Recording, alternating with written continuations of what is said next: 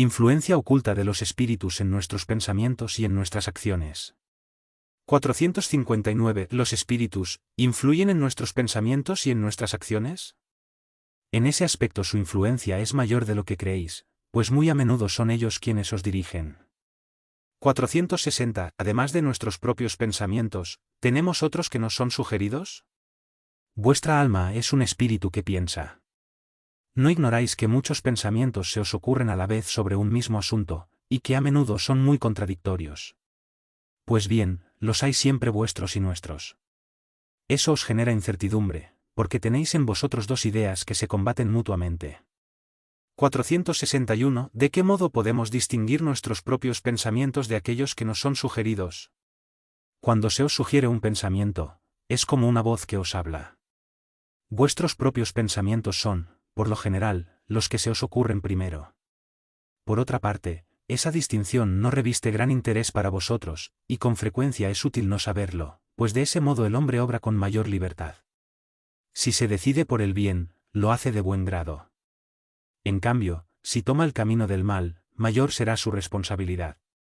462. ¿Los hombres inteligentes y de genio, toman siempre sus ideas de sí mismos? A veces las ideas proceden de su propio espíritu. Sin embargo, a menudo les son sugeridas por otros espíritus que los juzgan capaces de comprenderlas y dignos de transmitirlas. Cuando no las encuentran en sí mismos, apelan a la inspiración. En ese caso, se trata de una evocación que hacen sin sospecharlo. Si fuese útil distinguir con claridad los pensamientos propios de aquellos que nos son sugeridos, Dios nos habría proporcionado los medios para hacerlo, así como nos ha dado los medios que nos permiten distinguir el día de la noche. Cuando algo se nos presenta de modo impreciso es porque debe ser así para nuestro bien. 463. A veces se dice que lo que se nos ocurre primero siempre es bueno. ¿Es esto exacto? Puede ser bueno o malo, conforme a la naturaleza del espíritu encarnado. Siempre es bueno en aquel que escucha las buenas inspiraciones.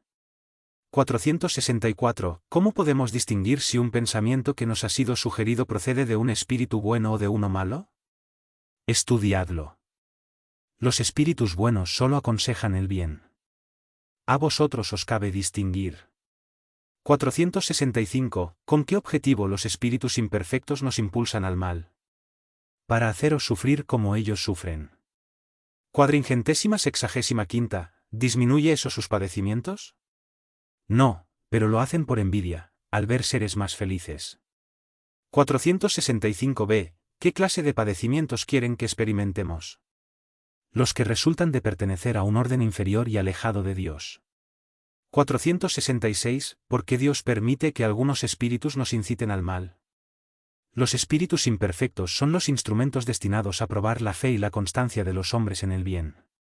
Puesto que tú eres un espíritu, debes progresar en la ciencia de lo infinito. Por eso pasas por las pruebas del mal para llegar al bien. Nuestra misión consiste en ponerte en el camino del bien. Cuando las malas influencias actúan sobre ti es porque tú las llamas con el deseo del mal, pues los espíritus inferiores acuden a ayudarte en el mal cuando tienes la voluntad de cometerlo. Ellos solo pueden ayudarte en el mal cuando tú quieres el mal. En efecto, si eres propenso al crimen, tendrás alrededor tuyo una nube de espíritus que mantendrán en ti ese pensamiento. Sin embargo, también hay otros espíritus que tratarán de infundirte el bien, con lo cual se restablece el equilibrio y entonces eres dueño de tus actos. De ese modo, Dios deja a nuestra conciencia la elección del camino que debemos seguir, así como la libertad de ceder a una u otra de las influencias opuestas que se ejercen sobre nosotros. 467. ¿Podemos liberarnos de la influencia de los espíritus que nos incitan al mal? Sí, porque esos espíritus solo se apegan a quienes los provocan con sus deseos o los atraen con sus pensamientos. 468. ¿Los espíritus cuya influencia rechazamos mediante la voluntad, renuncian a sus tentativas? ¿Qué quieres que hagan? Cuando no pueden hacer nada, se retiran. No obstante, aguardan el momento favorable como el gato que acecha al ratón. 469. ¿De qué modo podemos neutralizar la influencia de los espíritus malos? Haced el bien y poned toda vuestra confianza en Dios para lograrlo.